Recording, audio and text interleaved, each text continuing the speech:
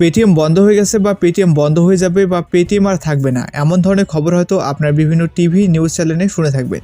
কিন্তু এই সত্যতা কি হয়েছে আসলে পেটিএম এর সাথে, আর পেটিএম কি সত্যি বন্ধ হয়ে যাবে? আজকের এই ভিডিওটি এই সম্বন্ধে আপনারা জানতে চলেছেন। আপনাদের মধ্যে অনেক মানুষের ফোনেই পেটিএম ইনস্টল করা থাকবে, কিন্তু বিগত একদিন আগে পেটিএমকে একটা বড় ঝটকা লেগেছে। আর এই ঝটকাটি দিয়েছে আরবিআই অর্থাৎ reserve bank of India. RBI Paytm payments ব্যাংকের দ্বারা পেমেন্ট ট্রানজ্যাকশন বা যে কোনো ধরনের ডিপোজিট নেওয়াতে ব্যান লাগিয়ে দিয়েছে। এমন অবস্থায় 29শে ফেব্রুয়ারির পরে পেটিএম ব্যাংকিং সেবা দিতে পারবে না। আর বলা হয়েছে যে নিয়ম না মানার জন্য এমন ধরনের নির্ণয় নেওয়া হয়েছে। আগে বাড়ার আগে চলুন জেনে নেওয়া যাক এটি হলো কেন। 11ই মার্চ 2022-এ আরবিআই পেটিএমকে একটি নোটিশ দিয়েছিল, যেখানে পেটিএম পেমেন্টস ব্যাংকে নতুন কাস্টমারদের যুক্ত করতে না বলা হয়েছিল এবং তাদেরকে তাদের আইটি অডিট করতে বলেছিল তাদের সিস্টেম থেকে। আর তারপরে অর্থাৎ তারা পরীক্ষা নিরীক্ষা করে দেখার পরেই সম্পূর্ণ ডিসিশন নেওয়া হবে এমন জানিয়েছিলেন আরবিআই।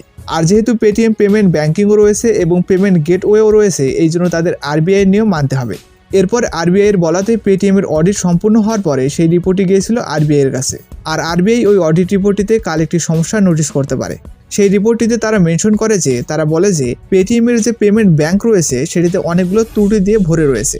আর Paytm payment bank non compliance করতেছে, অর্থাৎ তাদের নিয়মের অবহেলা করছে, তাদের আদেশের অমান্য করছে। আর তারপরে আরবিআই সাল 1949-এর ব্যাংকের রেগুলেশন অ্যাক্ট সেকশন 35A ব্যবহার করে। এই সেকশনটি বলে যে আরবিআই অন্যান্য ব্যাংকিং কোম্পানিগুলোকে ব্যাংকিং সম্বন্ধিত বিভিন্ন নির্দেশ জারি করতে পারবে। আরবিআই বলেছে পেটিএম পেমেন্ট ব্যাংকে কিছু নির্দেশ মানতে হবে। প্রথম নির্দেশটি হলো 29শে ফেব্রুয়ারি 2024-এর পরে পেটিএম পেমেন্ট ব্যাংকে কোনো ধরনের টাকা জমা করা যাবে না। সাথে সাথে এই ব্যাংকের দ্বারা ব্যালেন্স প্রিপেড সেবা, ব্যাংকের খাতা, ফাস্ট্যাগ এবং অন্যান্য দ্বিতীয় সেবাতে টাকা ঢোকানো যাবে না। ক্যাশব্যাক, রিফান্ড এবং ইন্টারেস্টের মতন অন্যান্য যতগুলো সেবা রয়েছে, যদিও তা 29শে ফেব্রুয়ারির পরেও পেটিএম ব্যাংকে ক্রেডিট হতে পারবে এবং যারা গ্রাহক রয়েছে তারা উঠাতে পারবে। 3 নম্বর সবথেকে বড় পরিবর্তনটি হলো পেটিএম পেমেন্ট ব্যাংক ইউপিআই করতে পারবে না। অর্থাৎ 29শে ফেব্রুয়ারি 2024-এর পরে পেটিএম পেমেন্ট ব্যাংকের দ্বারা গ্রাহকরা ইউপিআই এবং অন্যান্য ইউপিআই সেবার মতো জিনিসকে ব্যবহার করতে পারবে না। যদিও পেটিএম পেমেন্ট ব্যাংকে যদি আপনার টাকা থেকে থাকে তাহলে আপনি সেটিকে বের করে নিতে পারবেন। চতুর্থ জিনিসটি হলো 29শে ফেব্রুয়ারির পরে পেটিএম ব্যাংকের কোম্পানি 197 কমিউনিকেশন এলটিডি এবং Paytm payment services Ltd Nobel অ্যাকাউন্টকে বন্ধ করে দেওয়া হবে। এর সাথে সাথে নোবেল অ্যাকাউন্টের সেটেলমেন্টের কাজ 15 মার্চ পর্যন্ত সম্পন্ন করা হবে। এই খবরটি সামনে আসতে আর সোশ্যাল মিডিয়ায় এই কথাটি ছড়িয়ে পড়ে যে পেটিএম আর কাজ করবে না, সম্পূর্ণ পেটিএম আর চলবে না। কিন্তু আমরা আপনাদের সম্পূর্ণ পরিষ্কারভাবে বলতে চাই যে এই যে এতগুলো নিয়ম এবং দাবি রয়েছে, এই সবগুলো পেটিএম পেমেন্টস ব্যাংকের জন্য। যদি আপনি পেটিএম পেমেন্ট ব্যাংকে নিজের টাকা রেখে থাকেন আর যদি আপনি সেটির ব্যবহার করেন, তাহলে আপনাকে এই নিয়মগুলো অনেক ভালোভাবে বুঝতে হবে এবং তার সাথে সাথে সাবধানও থাকতে হবে। অনেক মানুষ পেটিএম পেমেন্টস ব্যাংকে নিজের বিজনেস করার জন্য ব্যবহার করে থাকে। তাদের দোকানের সামনে একটি বাক্সের মতো জিনিস থাকে যেখানে পেমেন্ট করা হয় এবং সেই পেমেন্ট তাদের পেটিএম ব্যাংকে চলে যায়। সেখান থেকে তারা উইথড্র করে নিজের ব্যাংকে সেই টাকাকে ট্রান্সফার করে।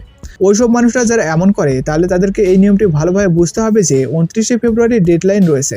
29শে ফেব্রুয়ারির পরে তারা এই সেবার আর ব্যবহার করতে পারবে না।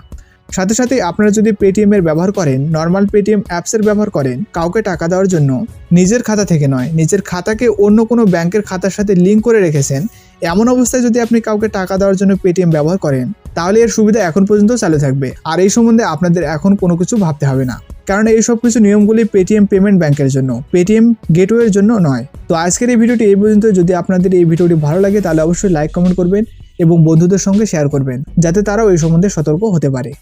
দেখা হচ্ছে পরের ভিডিওতে।